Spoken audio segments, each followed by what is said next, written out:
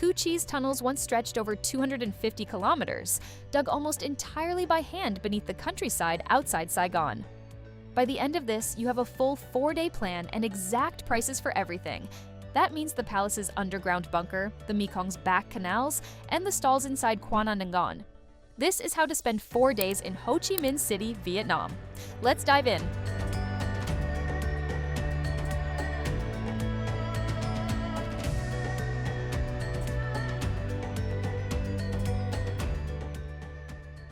Getting there and settling in.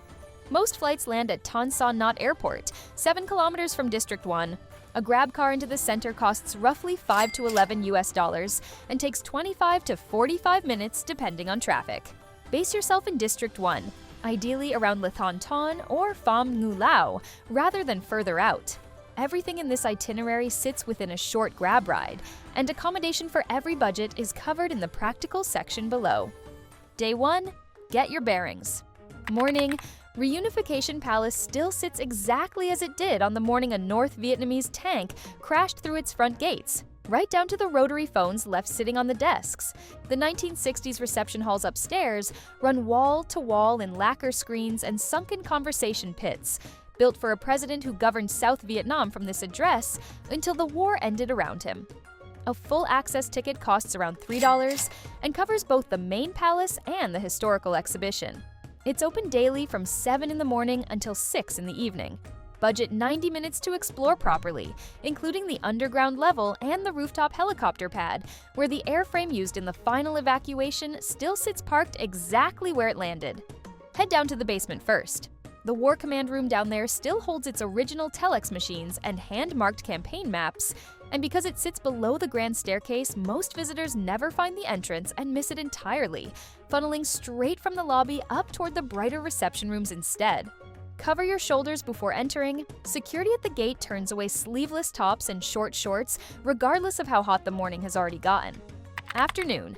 The War Remnants Museum sits a short walk northwest in District 3, where tanks and fighter jets fill the courtyard before you've even bought a ticket. Entry runs around $2, and it's open daily from 7:30 in the morning until 5:30 in the evening. Give it at least 2 hours since the outdoor hardware only tells half the story here. A tourist corridor guided combo covering the museum alongside a city tour runs upward of $40. Walking in independently and reading the exhibits at your own pace costs a fraction of that for the same access. Skip straight to the 3rd floor before the tour groups catch up with you. The permanent Requiem exhibition up there, photographs shot by journalists who died covering the war on every side of it, gets a fraction of the foot traffic the ground floor tanks pull in, and it's the most affecting room in the building. Set aside extra time near the exit for the isolation cell reconstructions on the ground floor too, since most visitors are already mentally checked out by the time they reach that final room. Evening. Dinner tonight is Quan An Ngon on Nam Ki Koing Hia, a colonial villa turned open-air food court where individual stalls specialize in one dish each, from ban xeo to grilled pork noodles. Expect to pay around $12 a person for a proper spread across several plates. Rather than one kitchen's version of Vietnamese food, you're getting dozens of cooks each doing the single dish they've spent years perfecting, which is exactly why locals eat here as often as tourists do. Arrive before 7 if you want a courtyard table rather than the indoor overflow seating, since the outdoor tables fill first once the evening crowd arrives. Tomorrow, the itinerary goes underground, into tunnels expanded during the Cold War for a purpose most visitors never learn until they're already inside them. Day 2. Tunnels and temples. Most tour buses stop at the crawl-through demonstration section near the Ho Chi entrance and call it a day. That first stretch runs barely 20 meters, widen for comfort and photographed to death. The section that actually earns the trip runs much deeper past it. Morning.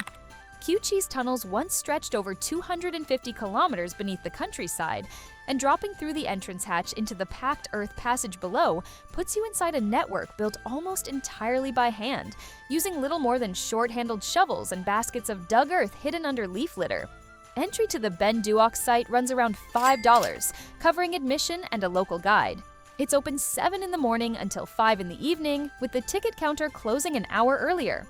A half-day tour departing around 7:30 and returning by early afternoon runs $18 to $35, including transport, which is worth it over the public bus purely for the guide's context on what you're crawling through underground.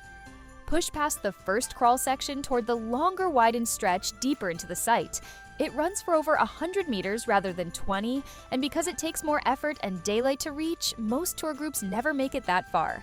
An optional shooting range near the exit lets you fire Vietnam War-era rifles for around $2 a bullet, with a 5-bullet minimum, though it's easy enough to skip if the noise doesn't appeal. Tours and experiences for this part of the trip are linked in the description below. Afternoon. Back in the city by early afternoon, the Jade Emperor Pagoda sits down a quiet street in Dachau, its coral pink facade thick with incense smoke by midday.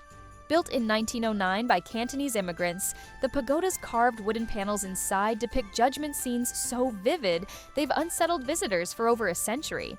Entry is free with donations welcome, and it's open daily from 7 in the morning until 6 in the evening. Give it 30 minutes, longer if the turtle pond outside pulls you in. Releasing one is considered good luck, and small turtles are sold from a stall right beside the water. Most visitors head straight for the main altar and skip the side chamber entirely. That's where the Hall of the 10 Hells panels hang, and they're the reason people come back a second time. Photography isn't permitted inside the main prayer hall itself, so if you want the carvings for your own memory rather than a photo, plan to actually stand and look at them for a minute. Evening. Dinner tonight is Kuk Gach Quan, a converted family house on Dang Tot Street serving home-style Vietnamese cooking the way it's actually made in Vietnamese kitchens, not restaurant ones. Try the clay pot fish and the water spinach with fermented tofu. Budget around $15 a person. The mismatched furniture and open kitchen aren't a design choice aimed at tourists. The owners built the restaurant around dishes their own family already cooked at home. Reserve a table if you're arriving after 7, since the dining room is small, and word of mouth alone keeps most tables booked through the evening. Tomorrow trades the city entirely for water. The rice paddies and canals waiting outside Saigon supply the fruit stacked on every corner stall you've walked past this week. Day 3, hidden gems and river life. The Mekong Delta grows roughly half the rice eaten in Vietnam, across a network of canals so dense that most of them barely show up on a standard city map. One particular stretch near Ben Tre carries almost no tour traffic at all, even on a route millions of visitors already take every year. Getting there requires leaving the well-worn Mai Tho route behind. Morning, Vinh Trang Pagoda in Mai Tho blends Vietnamese, Chinese, and Khmer architecture into one 19th century complex. Its courtyard lined with over 60 statues carved from wood, bronze, and terracotta. A small group day tour departing around 7:45 in the morning runs $35 to $45 including lunch, covering the 90-minute drive out and the boat ride that follows. Give the pagoda 20 minutes before boarding the river cruise past the Dragon, Unicorn, and Phoenix Islets, where stilt houses and fruit orchards line both banks the entire way. The water stays calmest and clearest before 11, so an early departure buys you noticeably better photos than an afternoon slot ever will. Pack sun protection rather than relying on shade from the boat. The open river offers almost none of it once the sun climbs past mid-morning. Afternoon. Ben Tre, the self-proclaimed coconut kingdom, replaces Mai Tho's open river with a maze of narrow canals shaded entirely by water coconut palms. A hand-rowed sampan glides through passages too tight for any motorboat, past coconut candy workshops boiling sugar over open flame the same way they have for generations. Most operators route larger groups through the biggest roadside workshop, built for tour bus volume rather than quality. Ask your guide for one of the smaller family operations further along the canal instead. The candy tastes identical, and you'll have the narrow waterway almost to yourselves rather than sharing it with 3 other boats. Local honey tea and seasonal fruit tastings are usually included along the way, so save room rather than filling up beforehand at the pagoda stop. Evening. Buses run back into Ho Chi Minh City through the afternoon, typically arriving by early evening, so dinner tonight is best kept close to your accommodation. Pho Hoa Pasteur, running since the 1960s, serves a beef pho rich enough to justify the short detour from District 1's main strip. A bowl runs around $4 and it's busiest right around 7. So an earlier table means skipping the wait entirely after a long day on the water. The broth simmers for hours before the restaurant even opens, which is the actual reason it tastes noticeably deeper than the quick versions sold at tourist strip cafes. Tomorrow, the pace slows into markets and skyline views, closing out the trip somewhere every previous day has quietly pointed toward without you noticing. Day 4. Markets and the Skyline. Ben Thon Market has stood at the same District 1 intersection for over a century, and most visitors treat its clock tower entrance as a photo stop rather than the start of the actual shopping inside. What's on offer changes considerably depending on which hour you arrive, and the difference is bigger than most first-timers expect. Morning. Ben Thon Market packs over 1,400 stalls under one roof, selling everything from fresh produce to embroidered silk within a few footsteps of each other. It's free to enter and open daily from 6 in the morning until 6 in the evening, with a night market taking over the surrounding streets after dark. Arrive before 9 for the coolest air inside and the freshest produce stalls still fully stocked before the 10 o'clock rush fills every aisle. Prices are marked but never fixed. Check 2 or 3 stalls selling the same item before committing, since identical souvenirs can run 20 to 30% apart depending on which vendor you ask first, and the difference adds up fast across a full shopping list. Start at roughly half whatever price a vendor first quotes and negotiate up from there. Settling anywhere close to the opening number means you paid the tourist rate. Afternoon. The Saigon skydeck on the 49th floor of the Bitexco Tower puts the entire city beneath you at once, the Saigon River curling past the newer towers, rising across the water on the Thu Thiem side. Tickets run around $10, and the deck stays open from 9:30 in the morning until 9:30 at night. Give it 45 minutes, longer if you time it for sunset. Go in the final hour before dusk rather than midday. The light softens, the crowds thin considerably once the day trip groups head back to their hotels, and the whole city grid starts lighting up beneath you while you're still standing at the window. The deck also includes a small rotating exhibition of traditional Ao Dai dress alongside the view, worth a slow lap if you've still got the 45 minutes to spare. Evening. Close the trip at a bun cha stall along Pham Ngu Lao for grilled pork over rice noodles, budgeting around $6 a person for a meal that costs a fraction of anything back near the palace.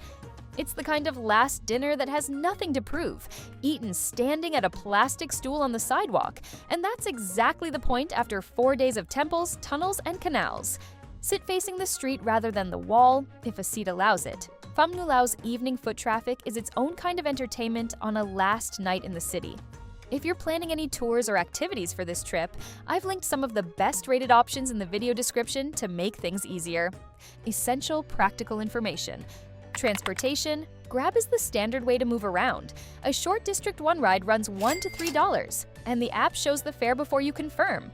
Download it before you land. Accommodation. Budget. Gok Min Hotel, around $25 a night. Mid-range. Silverland Sakyo, around $100 a night. Luxury, the Mist Dong Khoi, around $200 a night.